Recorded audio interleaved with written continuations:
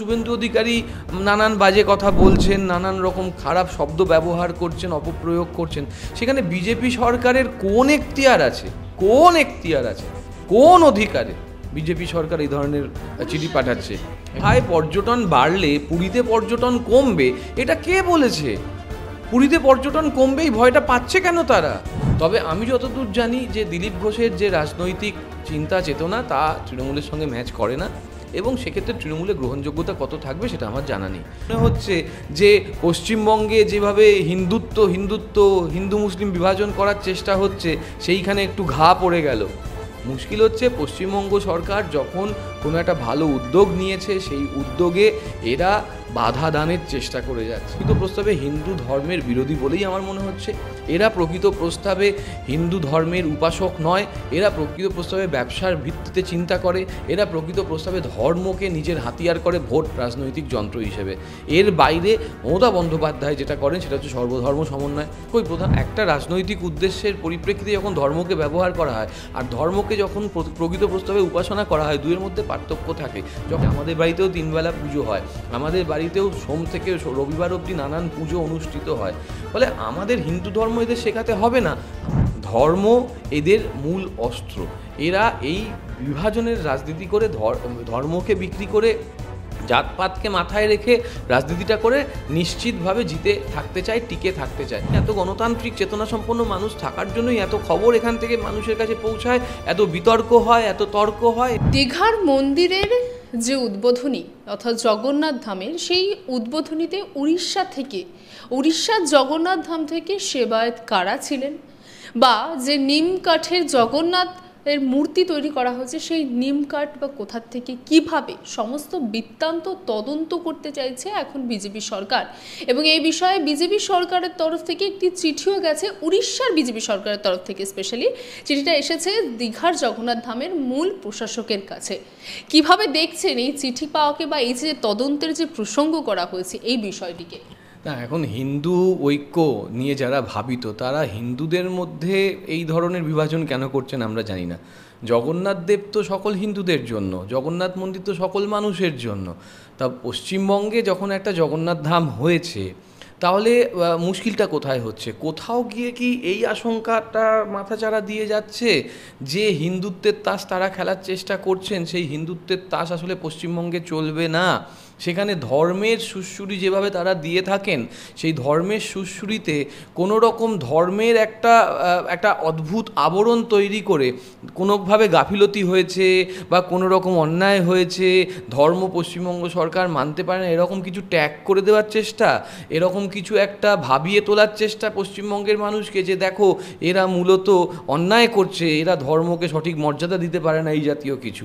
আসলে মুশকিল হচ্ছে যে যখন আমরা প্রকৃত প্রস্তাবে পশ্চিমবঙ্গের যে সর্বধর্ম সমন্বয়, পশ্চিমবঙ্গের যে বহু সংস্কৃতিবাদ, এটাকে প্রকৃত প্রস্তাবে রক্ষণাবেক্ষণ করার চেষ্টা চালিয়ে যাচ্ছি, এবং যখন শুভেন্দু অধিকারীর মাধ্যমে মমতা বন্দ্যোপাধ্যায়ের নেতৃত্বে 2019 সালে এই ধরনের একটা প্রোগ্রাম নেওয়া হলো, এখন শুভেন্দু অধিকারী নানান বাজে কথা বলছেন, নানান রকম খারাপ শব্দ ব্যবহার করছেন, অপপ্রয়োগ করছেন। সেখানে বিজেপি সরকারের কোন এখতিয়ার আছে, কোন অধিকারে বিজেপি সরকার এই ধরনের চিঠি পাঠাচ্ছে? আমি সেটাই বলছি, কিসের এখতিয়ার? ফেডারেল স্ট্রাকচারে এরকম এখতিয়ার আছে নাকি যে এক রাজ্য সরকারের কাছে আরেক রাজ্য সরকার এরকম কৈফিয়ত চাইবে? কিসের জন্য? কোথায় তাদের পা পড়েছে? কোন জায়গায় তাদের আঘাত পড়েছে? নাকি প্রথম দিনে উদ্বোধনের পরেই 2 লাখ 4 লাখ সদস্য ওখানে, দর্শক ওখানে গিয়েছে, ওখানে পর্যটন খুব ভালো শুরু হয়েছে, পশ্চিমবঙ্গের পর্যটন তারা দেখতে পাচ্ছে না? নাকি কোথাও গিয়ে মনে হচ্ছে যে পশ্চিমবঙ্গে যেভাবে হিন্দু মুসলিম বিভাজন করার চেষ্টা হচ্ছে, সেইখানে একটু ঘা পড়ে গেল? মুশকিল হচ্ছে পশ্চিমবঙ্গ সরকার যখন কোনো একটা ভালো উদ্যোগ নিয়েছে, সেই উদ্যোগে এরা বাধা দানের চেষ্টা করে যাচ্ছে। এরা পশ্চিমবঙ্গ সরকারের যে বহু সংস্কৃতিবাদী মানসিকতা, পশ্চিমবঙ্গ সরকারের মমতা ব্যানার্জির নেতৃত্বে যে সর্বধর্ম সমন্বয়ের জায়গা, যে জগন্নাথ দেবের প্রকৃত আরাধনা, সেইখানে ভয় পেয়ে গিয়েছে। আমি সেই দিকেই বলছি তো, যে দীঘায় পর্যটন বাড়লে পুরীতে পর্যটন কমবে, এটা কে বলেছে? পুরীতে পর্যটন কমবেই ভয়টা পাচ্ছে কেন তারা? পশ্চিমবঙ্গে পর্যটন, আমাদের উত্তরবঙ্গে যেটা হয় সেইটা কি তোমার উড়িষ্যায় ওদের যে ওরকম জায়গা আছে সেক্ষেত্রে সমস্যা হয়েছিল নাকি? আমাদের দীঘায় যে পর্যটন হয়, পুরীতে কি সেই পর্যটনটা কম হয় নাকি? আমি আবারও বলছি, পুরী শুধুমাত্র পুরীর সমুদ্র সৈকত না, পুরী শুধুমাত্র জগন্নাথ দেবের মন্দির নয়, পুরীর একটা আলাদা আবহ আছে। তাতে সেই আবহটার সঙ্গে দীঘার আবহকে তুলনা করার ভয়টা যারা পাচ্ছে, তারা আসলে নিজের পায়ের তলায় মাটি খুঁজে পাচ্ছে না। তারা সবসময় সন্দেহ করে এসছে, এর সঙ্গে কোনো তুলনা হয় না, বরঞ্চ আরও মানুষকে সুবিধা পাইয়ে দেওয়া, আরও মানুষকে তাদের যে ধর্মচারণের যে স্বাধীনতা সেটাকে আরও বাড়িয়ে তোলা, এর বাইরে তো কিছু নয়। কিন্তু যে বা যারা এই ধরনের কাজকর্ম করছে তাদের আসল উদ্দেশ্য হচ্ছে কোথাও গিয়ে মমতা বন্দ্যোপাধ্যায়ের যে উদ্যোগ, পশ্চিমবঙ্গ সরকারের যে উদ্যোগ, সেইটাকে খাটো করে দেখানো, সেইটাকে ছোট করা, মানুষকে বিভ্রান্ত করা, মানুষকে ওই যে মন্দিরমুখী থেকে পিছিয়ে রাখা। অর্থাৎ এরা প্রকৃত প্রস্তাবে হিন্দু ধর্মের বিরোধী বলেই আমার মনে হচ্ছে। এরা প্রকৃত প্রস্তাবে হিন্দু ধর্মের উপাসক নয়, এরা প্রকৃত প্রস্তাবে ব্যবসার ভিত্তিতে চিন্তা করে, এরা প্রকৃত প্রস্তাবে ধর্মকে নিজের হাতিয়ার করে ভোট রাজনৈতিক যন্ত্র হিসেবে। এর বাইরে মমতা বন্দ্যোপাধ্যায় যেটা করেন সেটা হচ্ছে সর্বধর্ম সমন্বয়। কই মমতা বন্দ্যোপাধ্যায় কুম্ভে যাওয়ার জন্য তো কোনো দিন আমাদের এইখানের যে ব্যবস্থাগুলো আছে তার সঙ্গে তুলনা করেন না, কপিল মুনির আশ্রমের সঙ্গে তো তুলনা করেন না। কই আমরা তো কখনো অযোধ্যা মন্দিরের সঙ্গে রামরাজাতলার তুলনা করতে যাব না।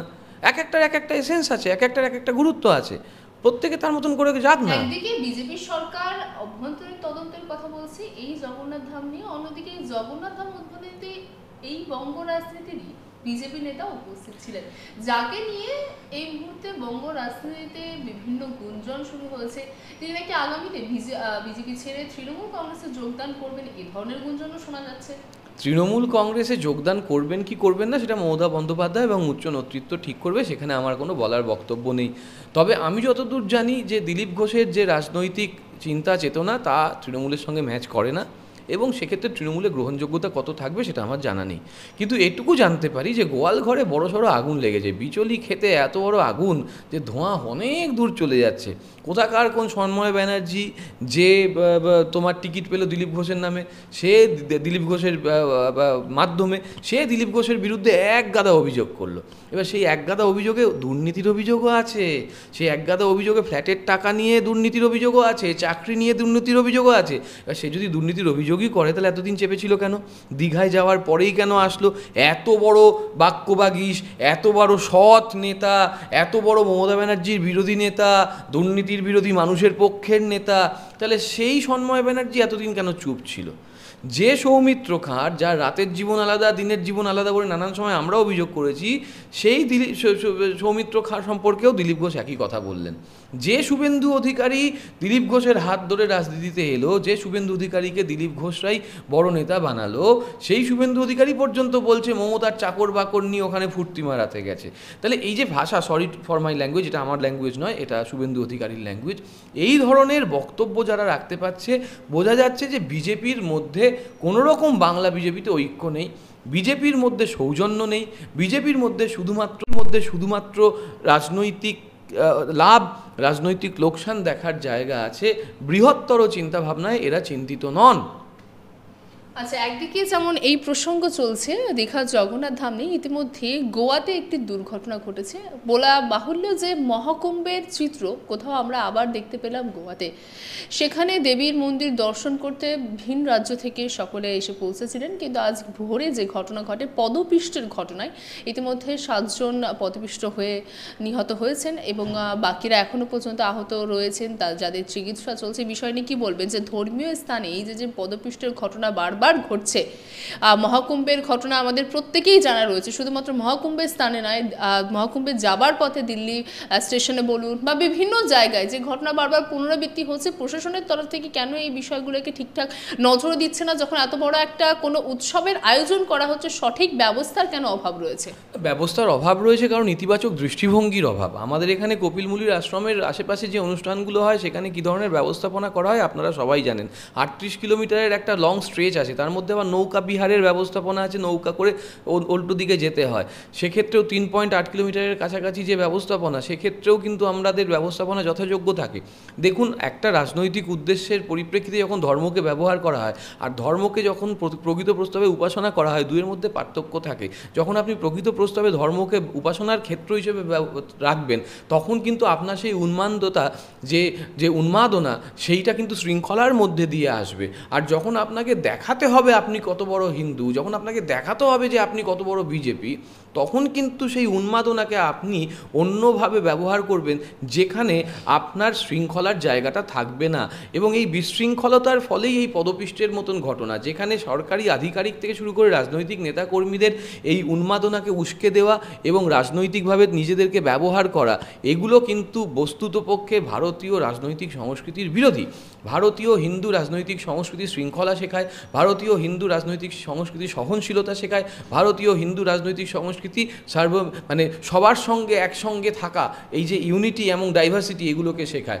তার বাইরে বেরিয়ে যখন আমি মানুষে মানুষে বিভাজন করার রাজনীতি করছি, তখন কিন্তু আমার ব্যবসাটাকে যদি আমি সামনে রাখি, তখন যদি রাজনীতিটাকে আমি সামনে রাখি, তখন শৃঙ্খলাটাকে গুরুত্বহীন ভেবে আমি যদি এগিয়ে যেতে চাই, তাহলে তার যা দশা হয়, এক্ষেত্রেও তাই হচ্ছে। 144 বছর নাকি হয়েছে, মানে 12 বছরে 144 বছর হয়ে গেল আমরা জানি না। মানে 13 সালেও দেখলাম 144 বছর, আবার 25 সালেও দেখলাম 144 বছর অফিসিয়াল ডকুমেন্টে। ফলে যে বা যারা এই ধরনের মিথ্যা রাজনীতির মানে একটা পরিমণ্ডল তৈরি করেন, তারা বস্তুতপক্ষে হিন্দু ধর্মের জাগরণ চান না। তারা চান হিন্দু ধর্মকে একটা শোপিস করে নিজেদের রাজনৈতিক লাভ নেওয়ার জন্য। আরে হিন্দু আমরাও ধর্ম পালন করি, আমাদের বাড়িতেও 3 বেলা পুজো হয়, আমাদের বাড়িতেও সোম থেকে রবিবার অবধি নানান পুজো অনুষ্ঠিত হয়। ফলে আমাদের হিন্দু ধর্ম এদের শেখাতে হবে না। আমরা শৃঙ্খলাবদ্ধ জাতি। আমাদের এই তো সজলদা, বিজেপির সজলদা এত বড় একটা পুজো করে, কই সেখানে শৃঙ্খলার অভাব দেখতে পাওয়া যায়? যখন অভাব দেখতে পাওয়া যায়, পুলিশ ব্যবস্থা নেয়। ফলে পশ্চিমবঙ্গের হিন্দু সংস্কৃতি রক্ষা করা, পুলিশি প্রশাসনের ব্যবস্থাপনা এবং একই সঙ্গে আমাদের রাজনৈতিক সদিচ্ছা, এগুলো আছে। তাই ঈদ হোক বা ক্রিসমাস হোক বা আমাদের নির্দিষ্ট দুর্গাপূজা হোক, তার মিলনস্থল পশ্চিমবঙ্গ, এবং সেখানে অদ্ভুত শৃঙ্খলা দেখা যায়, যেটা অন্য রাজ্যে সম্ভবপর নয়। সেখানে ধর্মকে কেন্দ্র করে ব্যবসা করা হয়, সেখানে ধর্মকে কেন্দ্র করে রাজনীতি করা হয়, সেখানে ধর্মকে কেন্দ্র করে উস্কানির রাজনীতি করা হয়, মানুষে মানুষে বিভাজন করা হয়। আচ্ছা, আপনি কিছুক্ষণ আগে বললেন যে ধর্মে যে রাজনীতির উল্লেখ্য, ইতিমধ্যে আমরা জানি যে কেন্দ্র সরকারের তরফ থেকে জাতি জনগণনার কথা বলা হয়েছে। জনগণনার পাশাপাশি বা জাতি জনগণনাও হবে, যেই মূলত জনগণনা আমরা দেখেছিলাম 2011 সালে শেষ হয়েছিল। ভারতের যে সাম্প্রদায়িক রাজনীতির প্রেক্ষাপট রয়েছে, সেখানে এই যে জাতি জনগণনার যে ইতিমধ্যে কথা কেন্দ্র সরকার তরফ থেকে বলা হয়েছে, কতটা গুরুত্বপূর্ণ? আগে ওদেরকে পুরনো ভিডিওটা দেখান নরেন্দ্র মোদী, অমিত শাহের আরবান নকশাল। যারা জাতি গণনার কথা বলে তারা হচ্ছে আরবান নকশাল। এই কথাগুলো কে বলেছিল বিজেপির? কোন প্রধানমন্ত্রী বলেছিলেন? কোন স্বরাষ্ট্রমন্ত্রী বলেছিলেন? একটু ভিডিওগুলো খুঁজে খুঁজে দেখান, পারলে আমার ভিডিওর সঙ্গে ওই খবরেরগুলো ট্যাগলাইনগুলো মার্চ করে দিন, তাহলেই বুঝতে পারবেন যে বিজেপি কত বড় ভণ্ড। আমার যে পূর্বতন কথা ছিল, ধর্মকে ব্যবহার করে রাজনৈতিক আসন নিশ্চিত করতে চায়, এখন দেখছে কি যে 90-এর দশক থেকে যে জাতিগত মানে এই সেন্সাসের নিয়ে এত রাজনীতি হচ্ছে, তার আগে যখন মণ্ডল কমিশন হয়েছে, কোনো কেন্দ্র সরকারই জাতিগত সেন্সাসের ভূমিকা নেয়নি। এবং তার ফলে কি হয়েছে, বিহার, উত্তরপ্রদেশে বহু রাজনৈতিক দল তৈরি হয়েছে যারা জাতিগত পরিপ্রেক্ষিতে তৈরি হয়েছে, এবং তারা ক্ষমতায় এসেছে, এবং তারা একটা শক্তিশালী যে কেন্দ্রীয় দল বা জাতীয় দল তাদেরকে পরাভূত করেছে। ফলে সেই জায়গায় দাঁড়িয়ে থেকে জাতিগত গুরুত্ব এখনও রয়েছে, এবং গুরুত্ব রয়েছেই বলে আজও কিন্তু সংরক্ষণ ব্যবস্থাটা চালিয়ে যাওয়া হচ্ছে। তাহলে সেখানে যারা একটা সময় বলছে যে জাতিগত এই সেন্সাস যারা চায়, জনগণনা যারা চায়, তারা মূলত আরবান নকশাল, চূড়ান্ত বিরোধিতা যারা করলো, তারাই আজকে বিহারের 25 সালের ভোটের কথা মাথায় রেখে এই জাতিগত জনগণনার ঘোষণা করছে। কোনটা হবে কোনটা হবে না আমরা জানি না। 2011-র পরে এখনও পর্যন্ত সাধারণ জনগণনা হয়নি। প্রথম জাতিগণনা কখন হবে সেটাও আমরা জানি না বিহারের ক্ষেত্রে। আসলে যেটা জানি যে জাতপাত, ধর্ম এদের মূল অস্ত্র। এরা এই বিভাজনের রাজনীতি করে, ধর্মকে বিক্রি করে জাতপাতকে মাথায় রেখে রাজনীতিটা করে নিশ্চিতভাবে জিতে থাকতে চায়, টিকে থাকতে চায়। এখন বিহার মানে ওনাদের তো দুটো বৈশাখী আছে, দুটো ক্র্যাশ আছে, সেই দুটো ক্রাশের মধ্যে একটা হচ্ছে বিহার, একটা হচ্ছে অন্ধ্রপ্রদেশ। এখন বিহারে যদি ওরা জাতিগত জনগণনা না মানে, যদি নীতিশবাবু আবার পাল্টুরাম পাল্টে যায়, তখন তো এদের মহাবিপদ হবে। আর যেই মহাবিপদ হবে তখন স্বাভাবিকভাবেই এরা কেন্দ্র সরকারে থাকার সম্ভাবনা থেকে সম্পূর্ণ হারিয়ে যাবে। তাই বাধ্য হয়েছে, মিউ মিউ করা শুরু করে দিয়েছে, নিজেদের অন্যায়কে ঢোক গিলতে হচ্ছে, নিজেদের শব্দগুলোকে পুনরায় গিলতে হচ্ছে। তাহলে কি মোদিবাবু, তাহলে কি আপনার অমিত শাহ বাবু, আপনারাই কি আরবান নকশাল নাকি? আপনারাই নিজেদেরকে দেখেই কি আরবান নকশাল করেছিলেন নাকি? আমার জানা নেই, কিন্তু আমি এটা জানতে পাচ্ছি যে আজ অবধি আপনারা যে সাম্যের কথা বলে রাজনীতি করতেন, যে সবকা সাথ সবকা বিকাশের কথা বলে রাজনীতি করতেন, তাতে চূড়ান্ত ব্যর্থ এবং বিভাজনের রাজনীতিকেই আপনারা সবার আগে উস্কানি দিয়েছেন। তাই তো ওবিসি প্রধানমন্ত্রী বলে প্রচার করতে পেরেছেন, ওবিসি জাতিটা ক্ষেত্রে ব্যবহার করেছেন নিজেদের ভোটের ক্ষেত্রে। ফলে আপনারা সার্বিকভাবে মানুষের ঐক্যের জন্য, হিন্দু ঐক্য তো সব ঠিক আছে, মানুষের ঐক্যে আপনারা ব্যর্থ। আপনারা যদি ঐক্যের কথা বলেন, জাতপাতের ঐক্য করতে পারবেন? আপনারা ঐক্যের কথা বলেন, আপনারা নারী ঐক্য করতে পারবেন? আপনারা ঐক্যের কথা বলেন, আপনারা মানুষের ঐক্যের কথা বলতে পারবেন? আপনারা ঐক্যের কথা বলেন, আপনারা চাকরির ক্ষেত্রে সমতা আনতে পারবেন? আপনারা ঐক্যের কথা বলেন, আপনারা যে কোনো ধর্মস্থানে মহিলাদের প্রবেশের যে কোনো সময় অধিকার দিতে পারবেন? পারবেন না। ফলে ঐক্য নিয়ে কম কথা বলুন, বলুন যে মানুষের জন্য কী কী করতে পেরেছেন তার একটা শ্বেতপত্র দিন, তাহলে বোধহয় মানুষের উপকার হবে। বললেন যে বিহারের প্রসঙ্গটা তুললেন এই বিষয় নিয়ে। আমরা জানি যে কিছুদিন আগে ওয়াকফ আইন যে অ্যাক্ট আইনে পরিণত হয়েছে, তা নিয়ে এখন পর্যন্ত দেশ জুড়ে তার বিরোধিতা চলছে। সেখানে দাঁড়িয়ে আমরা দেখেছিলাম যে এনডিএ জোটের অংশ বিহারের সেই দল থেকে কিন্তু বহু যারা ভোট দিয়েছিলেন তারা কিন্তু পরবর্তীতে বলেছেন যে তারা দলের হয়ে ভোটটা দিয়েছেন, ব্যক্তিগতভাবে নয়। সেখানে দাঁড়িয়ে সামনে বিহারের নির্বাচন রয়েছে, সেই নির্বাচনকে মাথায় রেখে এই যে জাতীয় জনগণনা যেটা ইতিমধ্যে কেন্দ্র সরকারের তরফ থেকে বলা হয়েছে করা হবে, কোথাও কি সেই আগের যে ফল অর্থাৎ ওয়াকফ বোর্ড দিয়ে যে ফলাফল দলের ক্ষেত্রে দেখা দিয়েছিল সেই ড্যামেজ কন্ট্রোল করার কি? দাদা 100বারই এটা তো হচ্ছে একটা ব্যালেন্সিং ফ্যাক্টর তৈরি করার চেষ্টা করা হচ্ছে। যে দেখা যাচ্ছে যে ওয়াকফ বিল নিয়ে যে সমস্যা বিহার থেকে এসছে, পশ্চিমবঙ্গ থেকেও এসছে, সেখানে ওয়াকফ বিলের যদি একটা প্রত্যুত্তর এই জাতপাত গণনা দিয়ে না করা যেতে পারত, তাহলে বিহারে নিশ্চিত পতন রয়েছে, সেটা বোঝা যাচ্ছে। যদিও পতন হবে, বিহারে পাল্টুরাম আর ক্ষমতায় আসবে কিনা আমার দৃঢ় সন্দেহ রয়েছে। তা সত্ত্বেও বলছি যে এই সরকার এমন একটা ব্যালেন্স করার চেষ্টা করলো, যে ব্যালেন্সিং ফ্যাক্টরটার একটা স্পিল ওভার এফেক্ট তারা বোঝার চেষ্টা করলো, যে ভোটে তার রেজাল্ট হয়তো ভালো হতে পারে, কিন্তু তাতে লাভ হবে না। কিন্তু ওয়াকফ বিল পাস হলেও মোটামুটি ঠান্ডা ঘরের দিকে চলে যাচ্ছে। নিশ্চিত করে বলছি যে ইতিমধ্যে বিভিন্ন কোর্টে তার মামলা চলছে, এক জায়গায় আসছে, এবং কোর্টের মামলা যথাযথভাবে নিশ্চয়ই মানুষের পক্ষেই যাবে, সরকারের বিপক্ষে যাওয়ার সম্ভাবনা প্রবল। ফলে ধাক্কা তো কোর্টেও খাবে, মানুষের কাছেও খাবে। ভয় চূড়ান্ত পেয়েছে, এবং ভয় পেয়েই নিজেদের কথা থেকে সরে এসে আরবান নকশাল ঘোষণা করার পরেও তারা নিজেদের এই বিল অর্থাৎ জাতি গণনা সেইটা নিয়ে চিন্তা চেতনা করছে। হবে না, এখন করতে পারবে না, শুধু বলে রাখলো আর কি।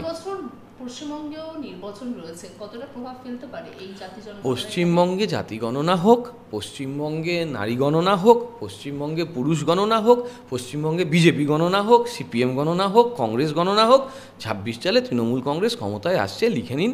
এখন কত বেশি আসন পাবে, কত পার্সেন্টেজ ভোট বাড়বে, সেটা ডিবেটের বিষয়। না না, প্রভাব পড়া দূরের কথা। আমার বক্তব্য হচ্ছে পশ্চিমবঙ্গে জাতপাতের থেকে, পশ্চিমবঙ্গে ধর্মের থেকে, পশ্চিমবঙ্গে মানুষের বিভাজন থেকে মানুষ অনেক দূরে। পশ্চিমবঙ্গে রাজনৈতিক সচেতন মানুষ বাস করে, এবং সেই কারণেই এত গণতান্ত্রিক চেতনাসম্পন্ন মানুষ থাকার জন্যই এত খবর এখান থেকে মানুষের কাছে পৌঁছায়, এত বিতর্ক হয়, এত তর্ক হয়, এবং একটা অদ্ভুত সাস্টেনেন্স তার মধ্যে দিয়ে চলে আসে। পশ্চিমবঙ্গে মমতা বন্দ্যোপাধ্যায়ের নেতৃত্বে যেভাবে সরকার কাজ চলছে, যেভাবে দলের সংগঠনে বিভিন্ন নেতানেত্রী, অভিষেক বন্দ্যোপাধ্যায় থেকে শুরু করে কুণাল ঘোষ থেকে শুরু করে বিভিন্ন ব্যক্তিত্বরা যেভাবে, অরূপ বিশ্বাস, ফিরহাদ হাকিম, কার নাম বলবো, যেভাবে সংগঠনটা দৃঢ় করে রেখে দিয়েছেন, সুব্রত বক্সী মহাশয় বা অন্যান্যরা, সেখানে পশ্চিমবঙ্গে দাঁত ফোটাতে গেলে যে কোনো কিছুই আনুক না কেন কোনো লাভ হওয়ার জায়গা দেখতে পাচ্ছি না। পশ্চিমবঙ্গে আগে ওদের নিজেদের গোয়াল ঘরটা বাঁচাক, গোয়াল ঘরে এখন প্রচণ্ড ঝগড়া চলছে, হাম্বা হাম্বা টিক টিক টিক সব কিছু চলছে, সেটা ঠিক করুক, তারপর আমাদের সঙ্গে কথা বলতে আসুক। আচ্ছা, একটা শেষ প্রশ্ন করব। ইতিমধ্যে আমরা জানি যে বড় বাজারে যে অগ্নিকাণ্ডের ঘটনা ঘটেছে, সেই অগ্নিকাণ্ডের ঘটনার পরে গতকালই বিজেপির তরফ থেকে পথে নামা হয়েছিল এবং আজকে ফিরহাদ হাকিমের তরফ থেকে অর্থাৎ কলকাতা মেয়র তিনি বলেছেন যে যে সকল রুফটপ ক্যাফে রয়েছে কলকাতায় সব ক্যাফেকে বন্ধ করে দেওয়ার নির্দেশ। আমরা জানি যে কলকাতার সর্বত্র এমন একটি জায়গা যেখানে বিভিন্ন জায়গা থেকে মানুষ আসে এবং রুফটপ ক্যাফে খুব একটি মানুষের মানে সময় কাটানোর একটা বড় জায়গা, সেখানে দাঁড়িয়ে মেয়রের এই ধরনের নির্দেশ, কোথাও কি ব্যবসায় ক্ষতি হবে না? না, রুফটপ ক্যাফে তো সবে শুরু হয়েছে, ফলে ব্যবসায় ক্ষতি যাদের হবে তাদের নিশ্চয়ই সেই ক্ষমতা আছে অল্টারনেটিভ একটা জায়গা তৈরি করার, অল্টারনেটিভ জায়গা তৈরি করবে। বিজেপি রাস্তায় দেরিতে নামলো, ওদের আরও আগে নামা উচিত ছিল এবং এই নেমে লাভ হবে না। মানুষের জন্য নামতে গেলে না, ওই যে মীনা দেবী পুরোহিত যে অঞ্চলে আছে সেই অঞ্চলটা একটু ঘুরে আসুক, সজল ঘোষ যে অঞ্চলে আছে একটু ঘুরে আসুক, আর একজন বিজেপি নেতা যেখানে আসুক একটু ঘুরে আসুক। ঘুরে আসলে দেখবেন সমস্ত কলকাতাতেই একই অবস্থা, শুধুমাত্র নজরদারির অভাব নেই, একই সঙ্গে কোঅর্ডিনেশনের অভাবও কিছু ক্ষেত্রে আছে এবং মমতা বন্দ্যোপাধ্যায় নিশ্চিতভাবে সেটা দেখেছেন এবং এগুলো নজর করার দায়িত্ব অবশ্যই প্রশাসনের, এবং প্রশাসনের মধ্যে বিরোধী দলের লোকেরাও পড়েন। সামগ্রিকভাবে যেখানে যেখানে ব্যর্থতা আছে সেগুলো চিহ্নিত করে মানুষের সামনে যদি একটা স্বচ্ছ প্রশাসন উদাহরণ না দেওয়া যায় তাহলে কিন্তু তার বিপদ তৃণমূল কংগ্রেস অর্থাৎ আমাদেরকেই ভোগ করতে হবে। ফলে মমতা বন্দ্যোপাধ্যায় যেভাবে একজন একনিষ্ঠ তৃণমূল কংগ্রেসের নেতা কর্মীর মতন সব দিকে নজর রাখছেন, সেভাবে সমস্ত প্রশাসককে নজর রাখতে হবে। With the big power come big responsibility. যদি আমরা রেসপন্সিবিলিটি না রাখতে পারি, যদি আমরা রেসপন্সিবল না হতে পারি, যদি আমরা প্রপার ওয়েতে যে যে নিয়মকানুন আছে সেগুলোর যথাযোগ্যভাবে আপনি ব্যবস্থাপনা না করতে পারি, তাহলে কিন্তু দেখা যাবে যে সেটা আমাদের বিপক্ষেই যাবে। তাই আমার ব্যক্তিগত যে মত, বিজেপি কি করলো বা করলো না, সত্যি সত্যি তার কোনো ইম্প্যাক্ট নেই। আমাদের আরও ভিজিলেন্ট হতে হবে, আমাদের আরও রেসপন্সিবল হতে হবে, আমাদের আরও ট্রান্সপারেন্ট হতে হবে। রুফটপ ক্যাফে নিয়ে সিদ্ধান্তটা আমার কাছে খুব গুরুত্বপূর্ণ, তার কারণ রুফটপ ক্যাফের সঙ্গে শুধুমাত্র এক ধরনের ব্যবসা জড়িয়ে রয়েছে তাও নেই, সুরক্ষার প্রসঙ্গটাও জড়িয়ে রয়েছে। সেই সুরক্ষার প্রসঙ্গ যতক্ষণ পর্যন্ত নিশ্চিদ্র না করা যাচ্ছে ততক্ষণ পর্যন্ত এই সিদ্ধান্তকে আমি স্বাগত জানাচ্ছি। বাংলা হান্টের আরও খবর দেখতে নজর রাখুন। বাংলা খবর মানেই বাংলা হান্ট।